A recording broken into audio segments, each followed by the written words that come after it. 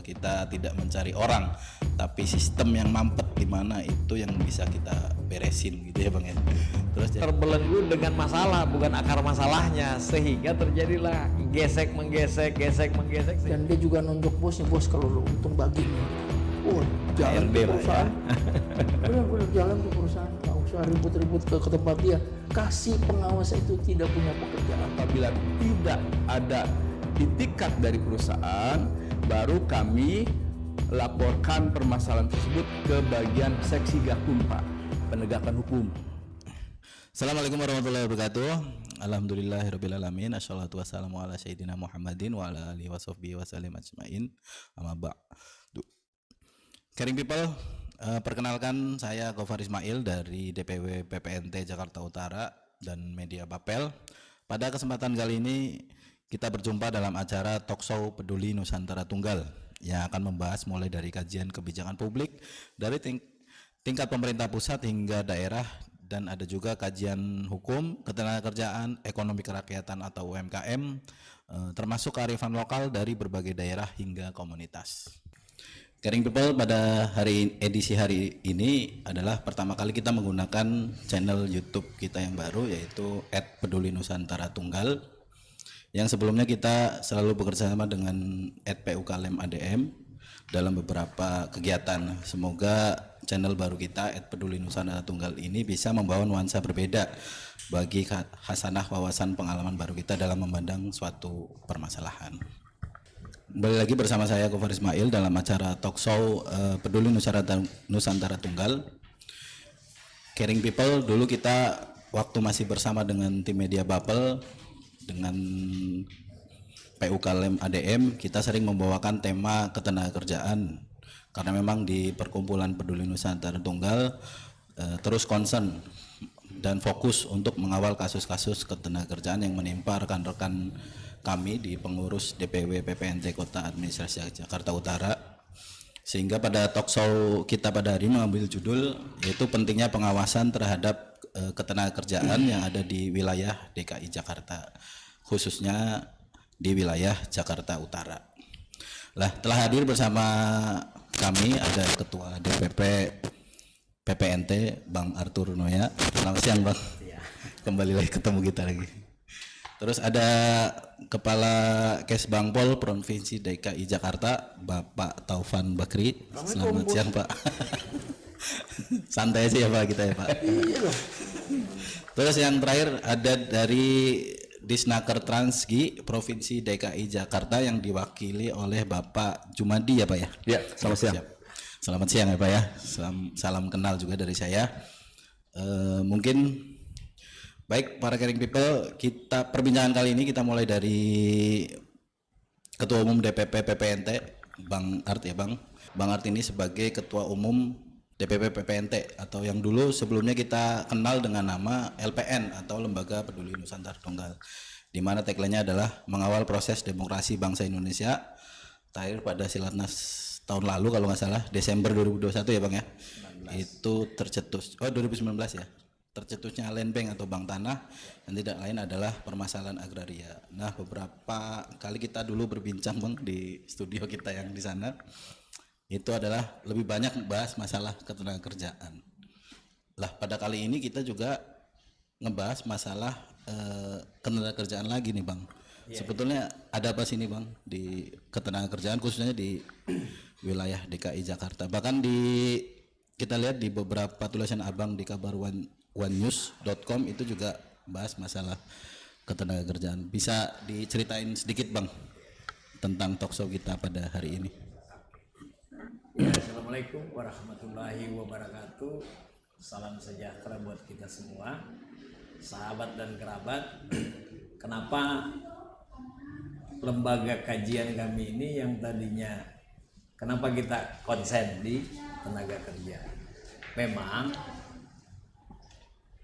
apa yang kita lihat dan kita kawal sampai selesai kemarin Selasa tentang pemecatan, tentang sinergitas antara pemerintah pusat dan daerah, selalu pada saat kita duduk untuk menyelesaikan satu case, selalu kita pasti akan dibilang dilempar, ya, namun ada kekurangan-kekurangan yang kita hadapi di lapangan itu kan kita lihat tentang pengawasan.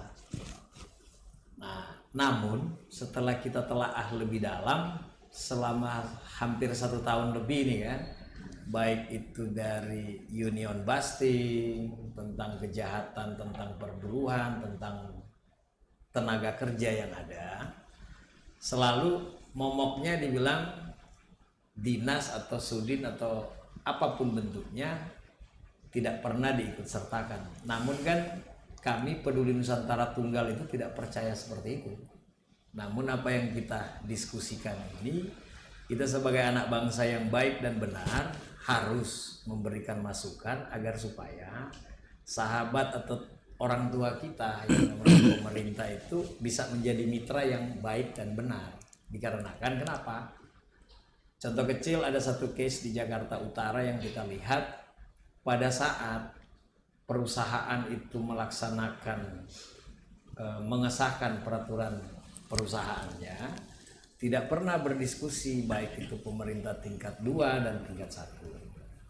Namun secara de facto de jure yang kita lihat, setelah ini terjadi permasalahan, si pekerja ini atau serikat ini mau kemana?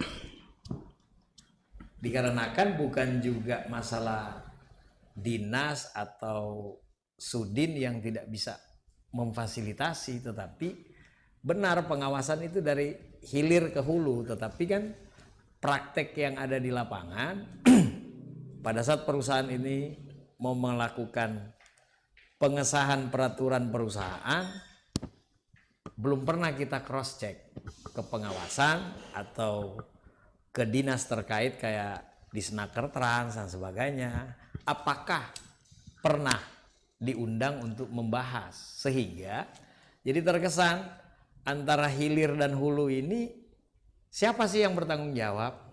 Dan ini kan kita bisa buktikan dengan ada beberapa kasus yang kita lihat dan kita coba mendalami. Contoh kecil dari kayak pembayaran bonus, pemecatan tentang union busting dan sebagainya. Nah, di Indonesia ini kan union busting masih barang langka.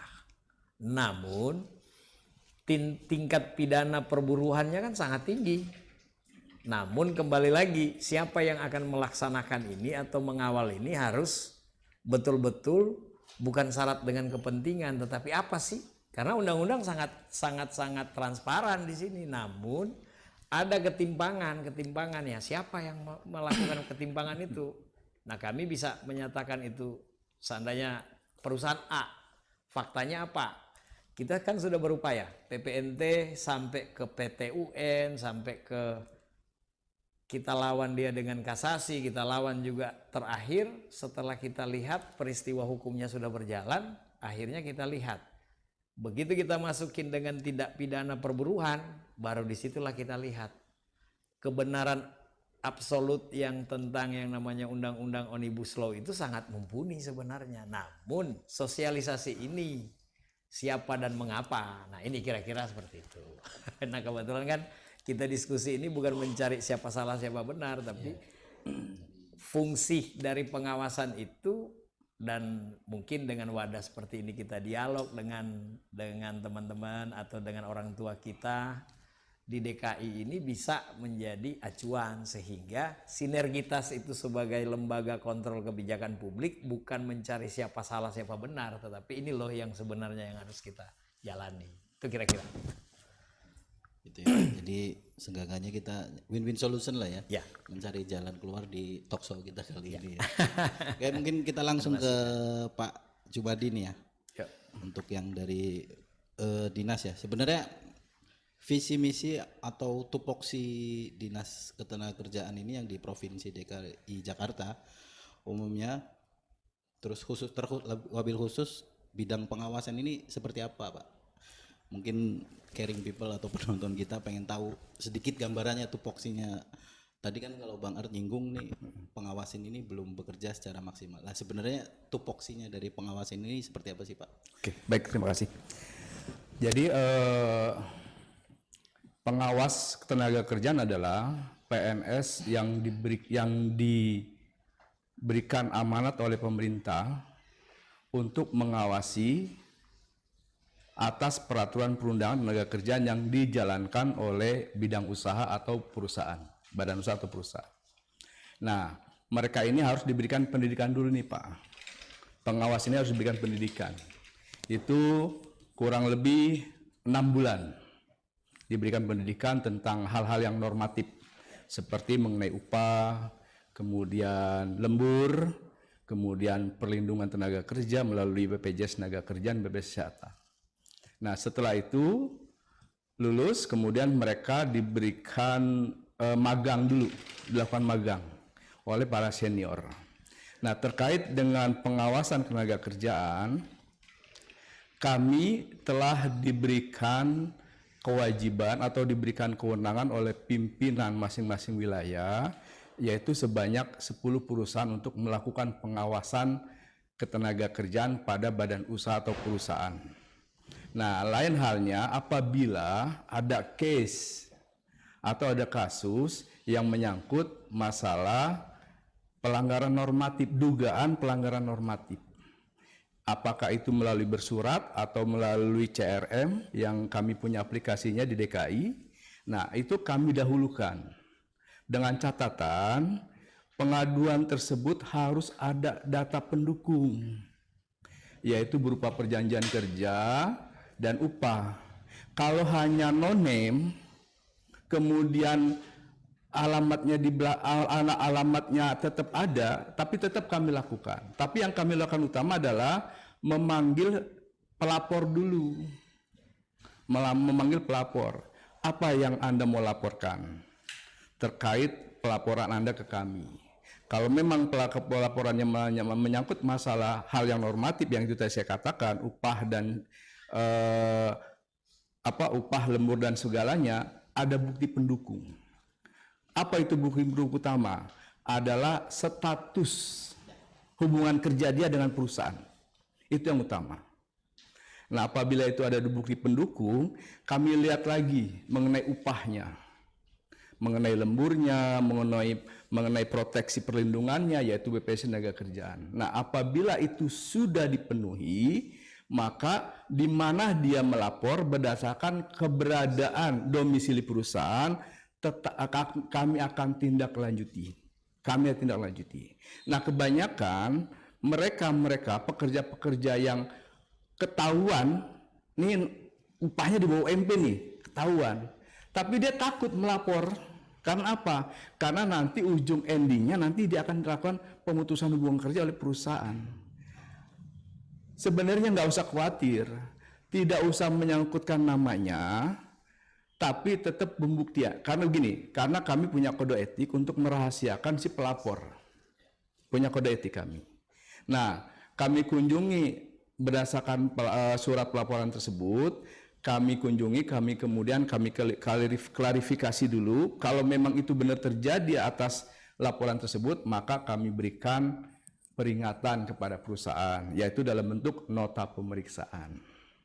Nah, nota pemeriksaan itu harus dilaksanakan oleh perusahaan, yaitu 14 hari kerja setelah nota itu terbit. Ini ya SOP, kita bicara SOP-nya ya, SOP-nya. Nah, setelah 14 hari kerja, apabila sudah dilaksanakan dan ada pembuktian, sekaligus ada pencabutan pelapor, berarti sudah selesai. Tapi apabila belum terlaksanakan, kami lakukan peringatan yang kedua, yaitu penegasan nota. Penegasan nota. Nah, setelah penegasan nota, tidak ada bergeming perusahaan, kami lakukan pemanggilan dinas. Pemanggilan dinas 1, kemudian pemanggilan dinas 2. Apabila tidak ada itikat dari perusahaan, baru kami laporkan permasalahan tersebut ke bagian seksi Gakum, Pak. Penegakan hukum, seksi Gakum. Nah, kemudian kami sampaikan kepada seksi Gakum, nanti seksi Gakum mengadakan rapat gelar kasus, Pak. ini bisa diangkat untuk ke proses penegakan hukum lebih lanjut atau tidak. Nah, kalau sekiranya bisa diangkat, kami akan lakukan namanya gelar perkara dengan Korwas PPNS, Polda Metro Jaya atau kepolisian setempat, kemudian kejaksaan setempat. Nah, setelah kita gelar kasus diangkat, barulah SPDP itu dimulai. Nah, baru proses penyidikan berlanjut. Tetapi sebelum proses penyidikan berlanjut, kami melakukan PPNS ya, melakukan proses penyelidikan dalam rangka upaya penyelesaian jangan sampai ke ini meja hukum. Jadi kami punya upaya untuk melakukan pembinaan secara maksimal dulu nih Pak. Ya, maksimalnya apa? Yaitu tadi penyelidikan. Kami panggil kepada pekerja, kami panggil kepada pihak manajemen perusahaan untuk kami lakukan BAP. Setelah itu, kalau memang di situ ada itikat baik perusahaan, mudah-mudahan itu bisa kami selesaikan secara maksimal. Walaupun nanti ujungnya adalah kesepakatan. Itu yang terbaik, win-win solution-nya. Tapi kalau misalkan tidak ada itikat, baru kami berproses ke proses penyidikan. Gitu Pak. Jadi pengawasan tenaga kerjaan itu memang diamanahkan oleh negara untuk mengawasi peraturan perundangan tenaga kerjaan yang dijalankan oleh badan usaha atau perusahaan. Itu Pak. Jadi teman-teman nggak usah khawatir kalau apabila di tempat Anda bekerja ada hal-hal yang dugaan pelanggaran normatif, silakan laporkan baik tertulis maupun melalui CRM ke di mana perusahaan itu berdomisili. Itu Pak. Menarik tadi. Untuk aplikasi CRM berarti bisa di-download Bisa di digunakan. Google Play Store ya Pak ya? Iya, bisa digunakan. Namanya CRM tuh Pak. CRM namanya. CRM, oke. Nah, tadi kan sebenarnya kita ada tamu undangan lagi, ini cuman nggak hadir dari Sudin Jakarta Utara ya, Iya, Pak ya. Pak. Tadi kan kalau nggak salah orang pengawas itu di dia mengawasi 10 perusahaan gitu Iya, ya, Pak ya? diamanatkan. Diamanatkan untuk gitu ya. memeriksa perusahaan. Sebenarnya sepengetahuan Bapak pembagian tugas antara dinas provinsi dan suku dinas itu sebenarnya seperti apa Pak pembagian job desk-nya? Kan kalau secara wilayah kan Bapak harusnya lebih luas gitu. Nah, kalau yang di Sudin sendiri itu sama dengan yang di dinas atau ada perbedaan nih Pak? Baik, Artinya begini. narasumbernya nggak ada. Setiap pengawas diamanatkan oleh pimpinan masing-masing untuk melakukan pemeriksaan sebanyak 10 perusahaan melalui wajib lapor tenaga kerjaan. Jadi berdasarkan Undang-Undang 7 Nomor 81 tentang wajib lapor tenaga kerjaan, pada pasal 6 berbunyi di situ. Perusahaan wajib melaporkan secara tertulis selambat-lambatnya 30 hari sejak mendirikan, menjalankan atau mengoperasikan perusahaan. Nah, di tahun 2000 berapa ya? Saya agak lupa. Apa 2018 atau 2019 ya? 18. Itu sekarang wajib lapor secara online ke Kementerian Tenaga Kerjaan. 18. Nah, kami mendapatkan info dari Kemenaker tentang tentang perusahaan-perusahaan yang sudah melaporkan. Nah, setelah kami dapat info dari mereka, barulah setiap wilayah mendistribusikan ke masing-masing pengawas berikut ke dinas. Jadi kami ini saling koordinasi, Pak. Agar apa? Agar tidak ada tumpang tindih pada saat pemeriksaan, tidak terjadi berbenturan gitu. Konflik. Nah, tapi itu kegiatan kami ya. Tapi yang kami utamakan adalah apabila ada pengaduan mengenai dugaan pelanggaran norma tenaga kerjaan pada perusahaan, itu yang kami dahulukan. Kalau rencana kerja itu adalah pendukung kami untuk membuat angka kredit. Jadi kan pengawas tenaga kerjaan itu kan jabatan fungsional. Ya. Nah, jabatan fungsional itu berkewajiban untuk membuat angka kredit. Nah, angka kreditnya itu tadi salah satu, yaitu melaksanakan pemeriksaan dan juga menangani kasus-kasus pengaduan tenaga kerjaan. Gitu, Pak. Sependek pengetahuan saya nih Pak ya. Maksudnya kalau di Sudin maupun di dinas kan ada dua seksi nih yang erat hubungannya. Betul. Bapak di pengawasan, ada terus di hubungan industrial. Lah, apakah ketika ada pengaduan biasanya teman-teman pekerja ini seringnya malah ke HI Pak, enggak ke pengawas. Apakah koordinasi ini bakal otomatis gitu Pak, ketika ada pelaporan di HI, pengawas itu otomatis ikut mengawasi atau nunggu disposisi atau pelimpahan dari HI ini Pak? Baik. Ya. Untuk saat ini kami sedang bersinergitas ya antara pengawasan dengan hubungan industrial terkait dengan adanya misalkan si pelapor mau mengajukan ke hubungan industrial. Nah, di situ ada upah yang belum terbayarkan oleh perusahaan. Nah, ini harus ada penetapan. Siapa yang membuat penetapan? Yang membuat penetapan adalah pegawai pengawas tenaga kerjaan. Nah, di sini dua seksi ini harus saling bersinergitas.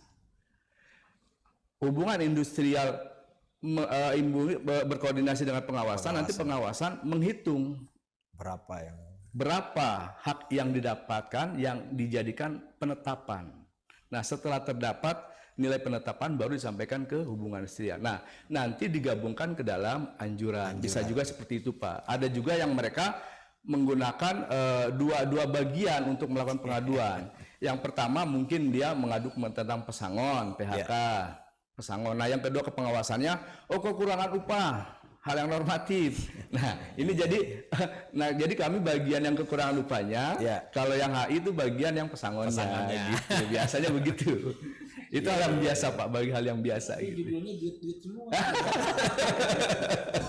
Yang sana duit, yang sini tuh.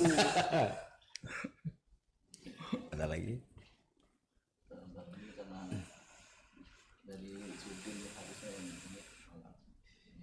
Tidak terwakilkan. Ya. Nah ini kita ke Pak Tovan nih dari tadi. Baru ini nih biar kita. Ya, kita biar bersuara juga nih untuk apa? Terus tanggapan dari Pak Tovan sendiri nih sebagai selaku Kesbangpol DKI Jakarta ya, yang ternyata permasalahan ketenagakerjaan di DKI itu masih ada, dan tadi kalau cara singkat dari Bang Art, pemaparan Bang Art itu Pemprov DKI sih bisa dikatakan belum bisa hadir nih dalam menyelesaikan dan menangani permasalahan ini. Dari tanggapannya Pak Tovan sendiri gimana nih? Terima kasih, cukup menarik nih kalimatnya. Ada dua hal yang harus kita simpulkan dari beberapa pernyataan-pernyataan. Pertanyaan pertama adalah bagaimana personal problem di lingkungan hubungan ketenagakerjaan dan dimunculkan sebagai public issue. Maka dua komponen ini harus bisa bersinergi, sahabatku dari HI maupun dari pengawasan, sama-sama membentuk suatu pernyataan bahwa kita hadir loh. Ya. Pertama, memberikan kontribusi pada perlindungan ketenagakerjaan. Kedua, membantu mereka di dalam hubungan perburuhan tentang nilainya value-nya bisa aja apa aja. Nah, di Kesbang sendiri ini kan sudah masuk kepada sistem ya, pengawasan, perburuhan, tapi kan rembes juga. Rasa tidak puas buruh itu, rasa tidak puas ketenagakerjaan itu melimpah Pak. Bisa melempah kepada institusional, langsung kepada ketenagakerjaan, bisa melimpah keluar di jalanan. Apa tuntutan mereka? Tuntutan mereka adalah perbaikan upah.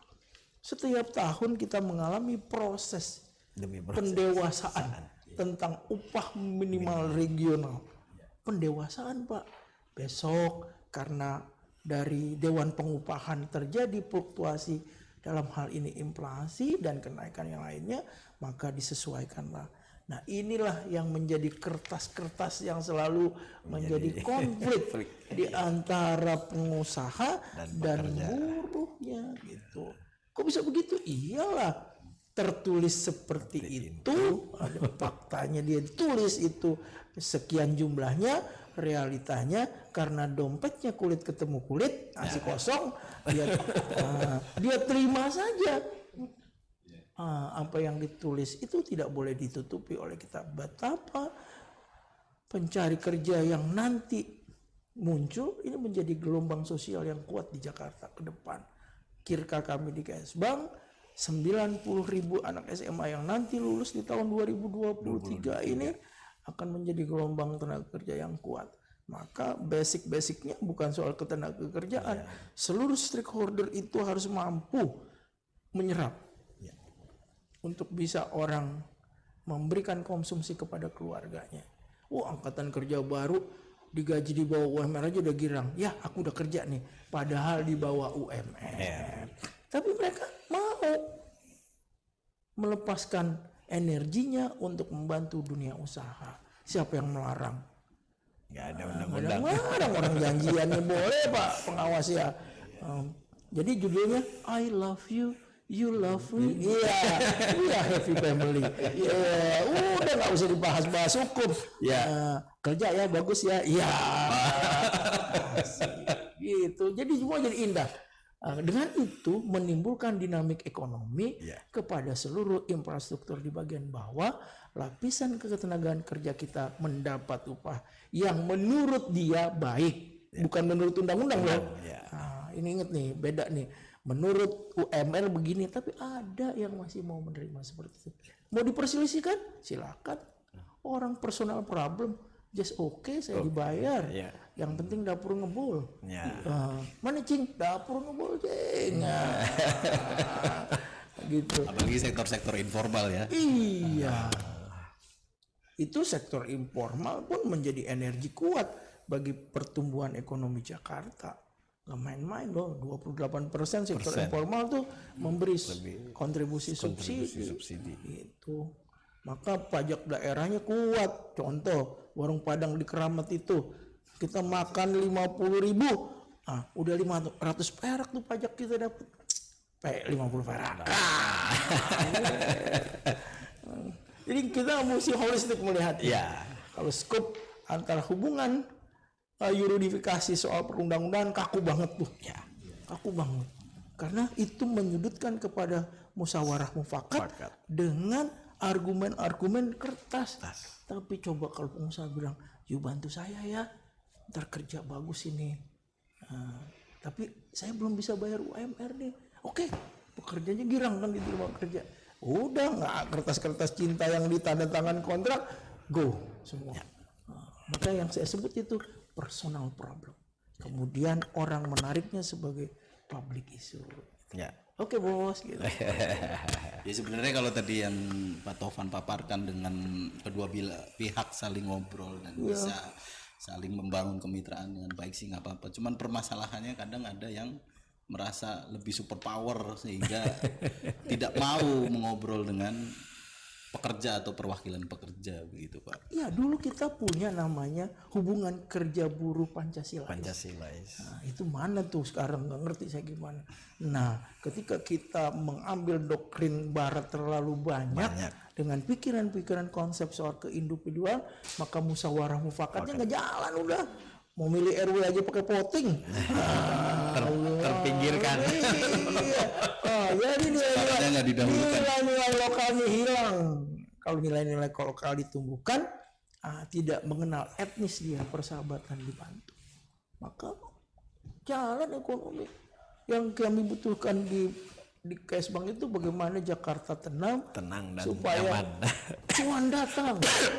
Kalau cuan datang ada kira-kira 83 triliun itu buat bekerja kita. Nggak bisa bajar Bapak ini kalau nggak ada 83 triliun. Mau ngawasin apa? Iya, kalau nggak ada pekerja mau ngawasin apa? Mau ngawasin apa? Maka harus kita bangun substitusi pekerjaan itu sebagai real yang kuat untuk mendorong dinamik ekonomi.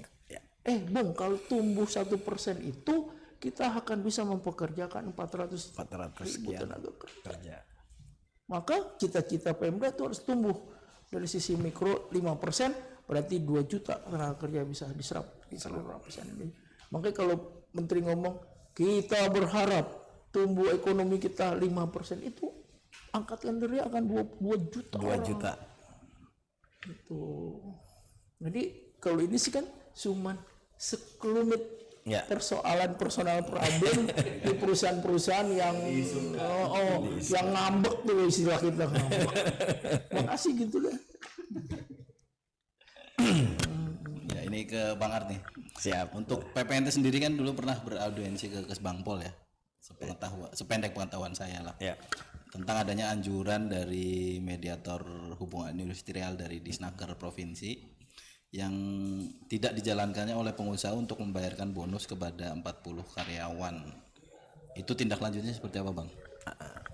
Jadi kan dengan sepakat dengan Pak dialog siang ini kan, sehingga kita bisa melihat yang tadi Bang Ad bilang, ada hilir ada hulu. Namun kalau kita kedepankan itu adalah asas musyawarah dan mufakat, bukan kita menyampingkan yang namanya peraturan dan aturan. Namun kan di sini yang kita PPNT melihat ada substansional persoalan yang harus diselesaikan secara administrasi. Contoh kecil pengaduan yang kemarin itu kan memang lagi dalam berproses, Abang. Namun kadangkala kan kita melihat begini, baru diadukan baru seminggu kan teman-teman di pengawasan ataupun yang mengeluarkan anjuran ini kan ada berproses. Nah, yang nama dia manusiawi sih karena sejengkal perut, namun bukan dengan karena perbedaan itu sehingga kita menjadikan atau menjustifikasi sebuah sistem ini salah loh. Betul. Jadi kita harus tahu dulu ini hilirnya di mana sih.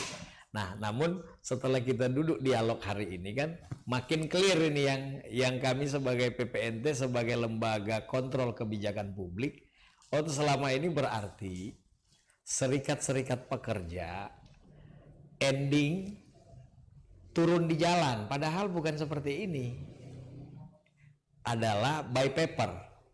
Nah, contoh kecil kasus yang kemarin yang kita hadapi hanya by paper kan, orang cerita PPNT seperti apa, bagaimana, loh ini tujuannya kami, ini sudah punya ketetapan, yuk kita duduk bareng-bareng, mau diselesaikan mau ke PHI kah, monggo.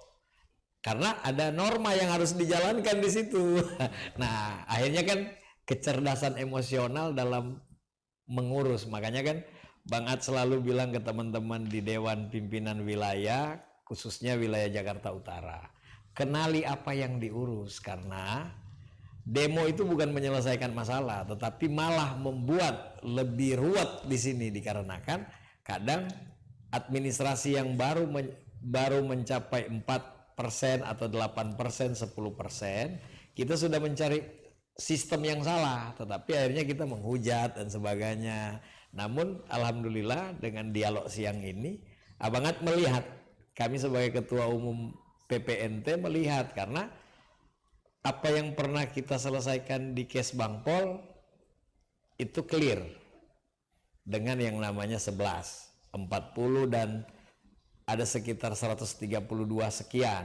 Namun kan melaksanakan atau pengkawalan untuk menyelesaikan ini hanya by paper, bukan pendekatan persuasif. Nah, ini yang setelah hari ini Bang Atur melihat, mungkin yang tadinya kita nggak kenal dengan pengawas, akhirnya kita bisa dialog lebih intens. Sehingga, nah ini komunikasi ini yang dibutuhkan, bukan siapa dengan siapa. Ini kan yang terbangun selama ini, baik itu rekan-rekan dari SPSI, SBSI, adanya kan turun ke jalan membawa pasukan dan nah ujung-ujungnya kan kemana sih? Tetapi kalau kita duduk asas musyawarah mufakat, nah inilah citra dan ciri khasnya bangsa kita. Nah itu kira-kira.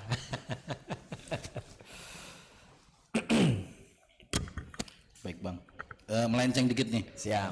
Terkait apa di luar apa sedikit melenceng lah dari topik kita pada hari ini untuk ciri-ciri yang bisa menjadi acuan suatu kasus ketenagakerjaan. Tadi sempat disinggung Bang Ad mengenai union busting. Union busting itu apa sih, Bang? Ciri-cirinya union busting itu gimana? Sebenarnya kan begini.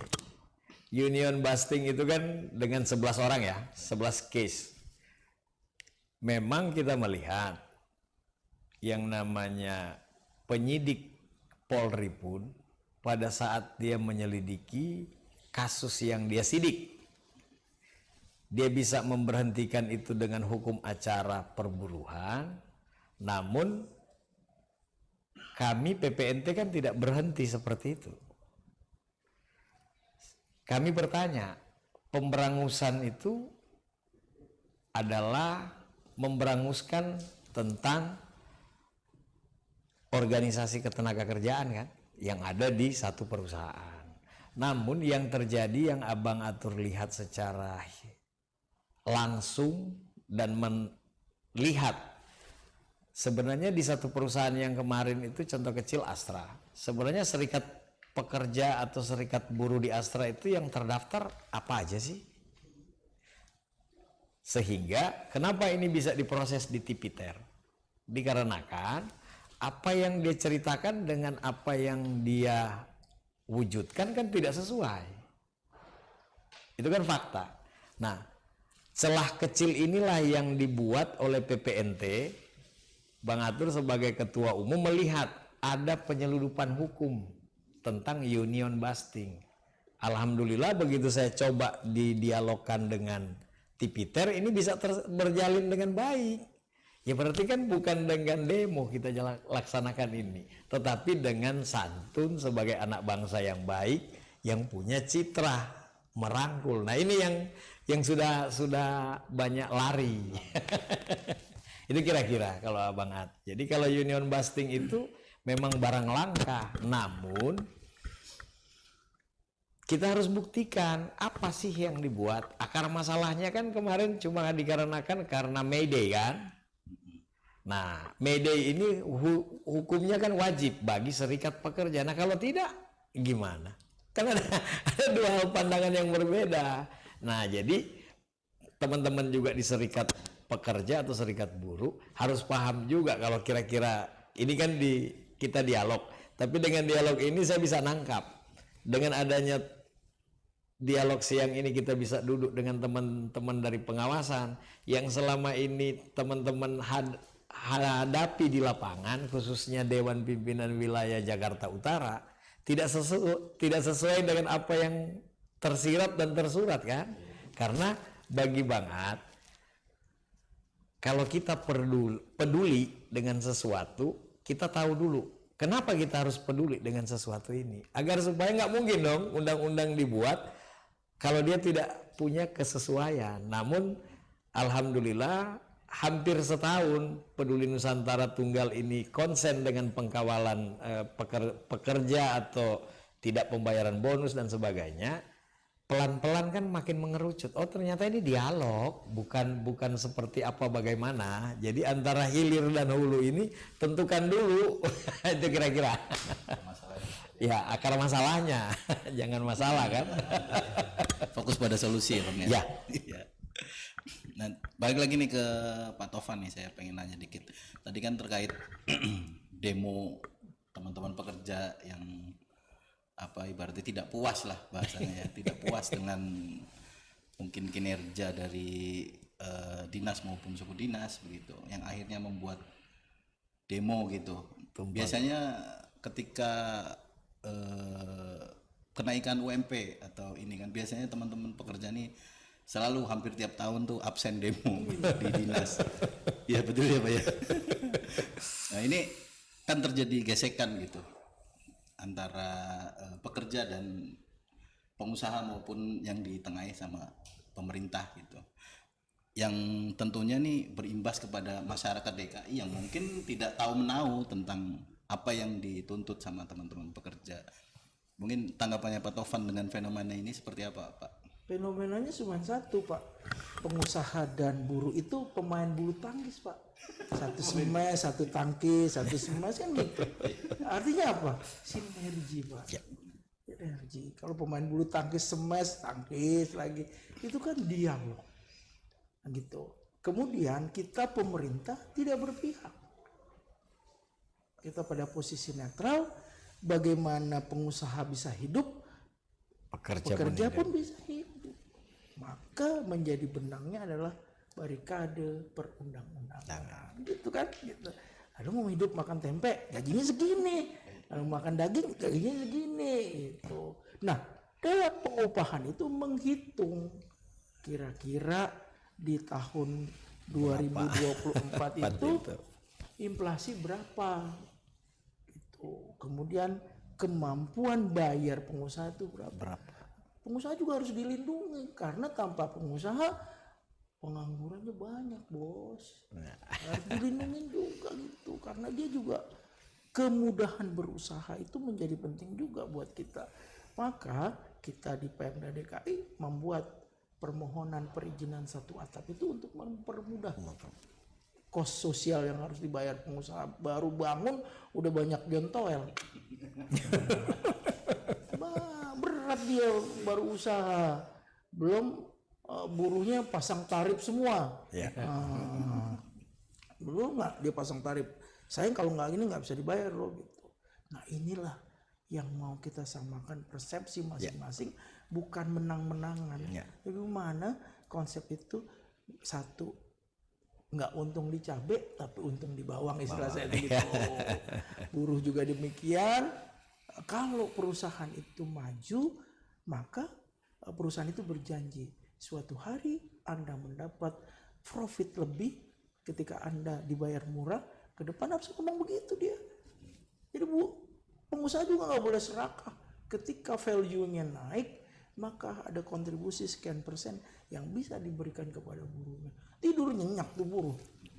Dia mendapat jaminan sosial, jaminan pekerja, maka pemerintah sedikit, bukan ikut campur ya, sedikit ikut membantu buruh dengan kartu pekerja ya Pak ya. Pencakar. Di Jakarta ketika kita menghitung ternyata buruh itu ongkosnya berat, maka disubsidilah dengan naik Jaklingko tuh, kasih kartu pekerja, gretong deh. Gratis. Kemudian belanja sembako di Indomaret Pasar Jaya, Pasar Jaya ya. Jadi kemudian anak-anak mereka dapat KJP, kartu Jakarta Pintar itu. Lumayan kalau dia punya anak 2, berarti subsidinya 2. UMR-nya nggak keluar-keluar. Jangan ngelirik cewek lagi tuh. Karena dia udah gaji tuh. Jadi sebenarnya pemerintah memberi subsidi kepada pekerja itu, nilai UMR-nya adalah terbunyi sekian, katakanlah 4 juta berapa gitu ya.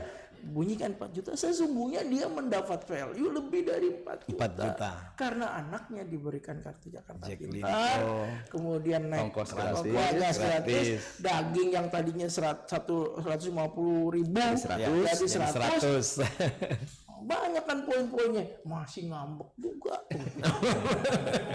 Ngambek juga, salah terus gitu. Karena ketidaksyukuran. Daripada bukan menyalahkan buruh, enggak, memang keinginan hidup dari satu kehidupan yang cuma pas-pasan menjadi meningkatkan boleh. Itu. Nah, itulah yang terus dituntut. Sementara value kita dari pengusaha itu tetap saja konstan, value nilai lebihnya gitu. Surplus value kalau dalam ekonomi bilang tuh pertambahan nilai atau keuntungan lah, dan tetap begini. Kalau dia naik dia mesti janjiin kan. Kita bekerja di pada sektor-sektor swasta yang hubungan kemarin ntar kalau contohnya buruh ikan, nanti kalau ikannya lebih dari 2 ton per kilogram saya kasih kamu Rp50. Bagus dia, jaring semua, yang kecil diberi, yang gede diberi. Gitu. Jadi sebenarnya bukan mudah ya Pak ya, tergantung pendekatan personal. Itu aja. Ketika general affair-nya bagus, saya general affair-nya yang hubungan itu apa SDM ya? Itu mampu memberikan belief, kepercayaan, dan dia juga nunjuk bosnya, bos kalau lo untung bagi nih gitu. Jalan tuh perusahaan, bener jalan tuh perusahaan, nggak usah ribut-ribut ke tempat dia. Kasih pengawas itu tidak punya pekerjaan. Kalau bagus itu. Jadi kan kalau nggak ada yang lapor-lapor berarti bagus. Kalau bicara ideal tuh enak gitu ya, Pak. Cuma memang pada kenyataannya di lapangan ya mungkin tidak se-ideal yang seperti kita bicarakan. Karena perasaan, siang hari ini. Karena perasaan kepuasan. Itu bukan ideal, itu pernyataan perasaan. Kita DKI itu memberikan subsidi cukup banyak loh. Berarti kalau dia gajinya 4 juta sekian, sesungguhnya dia itu sudah punya surplus 1,5 juta dari kita ya Pak ya. Iya. Dia punya Langsung surplus dari Pemprov. dari Pemprov. supaya kita jagain itu pengusaha jangan sampai bangkrut dia. Jadi mungkin itulah yang nggak nyampe kan, sama serikat-serikat sehingga terjadilah ketimpangan kan. Mungkin. Kalau saya survei di, maaf ya ini bukan melebih, kalau survei saya ke perusahaan asing tuh bingung, kok sebentar demo, dia bingung udah kan. Ya, kira gitu. Ya. Maaf terganggu sedikit. Oke, berarti tadi ngomongin masalah tadi ketika ada permasalahan pengawasan. Pandangan dari Pak Jumaidi nih ketika tadi ada yang Bang Art sampaikan ada 40 karyawan yang tidak dibayarkan bonusnya, ada tadi union busting gitu ya Bang ya.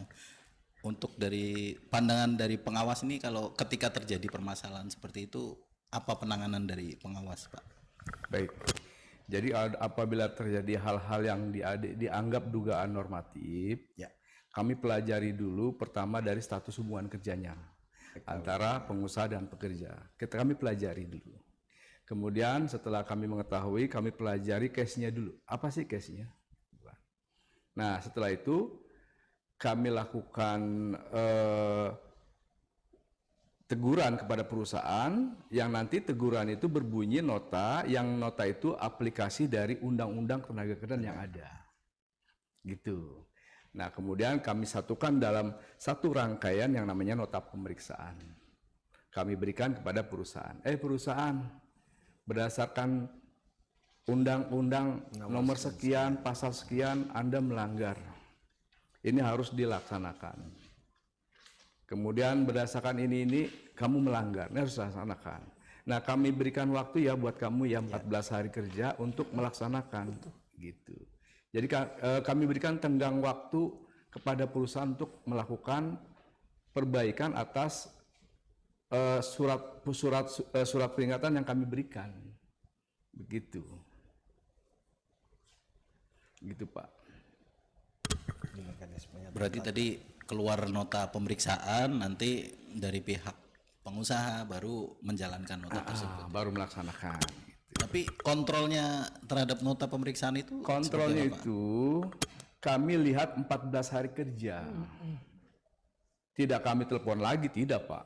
14 hari kerja dari nota pertama yang kami terbitkan dipantau oleh pengawas. Di 14 hari ini ternyata belum ada surat balikan nih, belum ada bukti pelaksanaan. Kami berikan nota yang kedua, yaitu penegasan.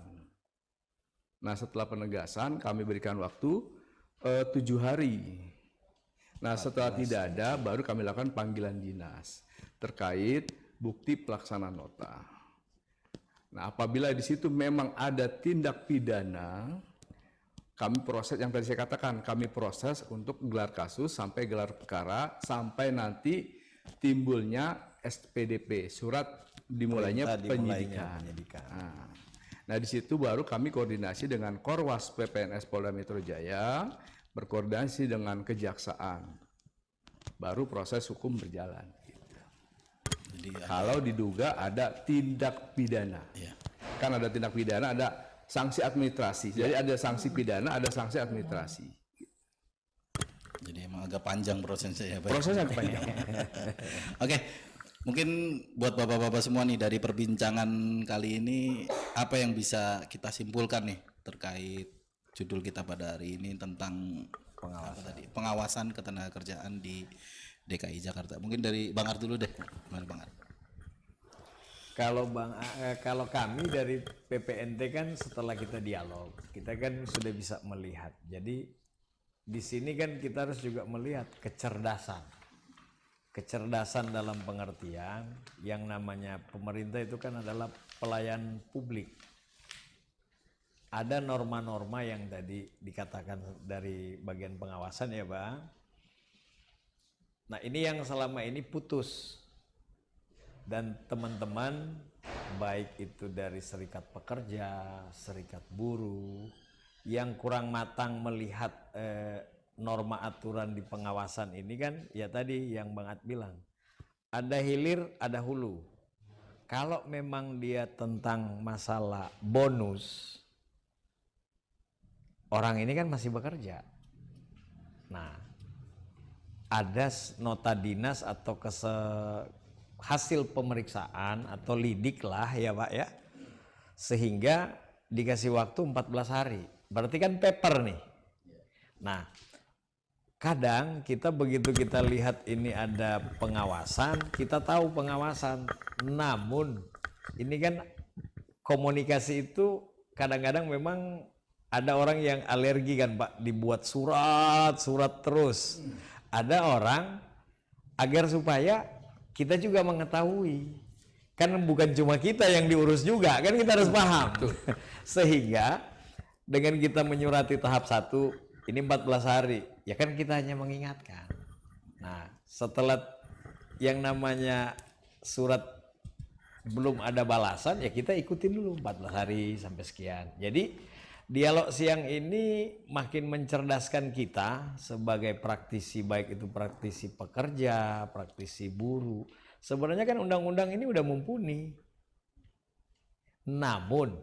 Namunnya ini kembali lagi, siapa yang mau mengurusi sesuatu, dan kadang-kadang kan kita terbelenggu dengan masalah, bukan akar masalahnya, sehingga terjadilah gesek menggesek sehingga berlarut-larut ini persoalan. Itu sih sebenarnya kalau dialog siang ini yang kami melihat. Karena kenapa?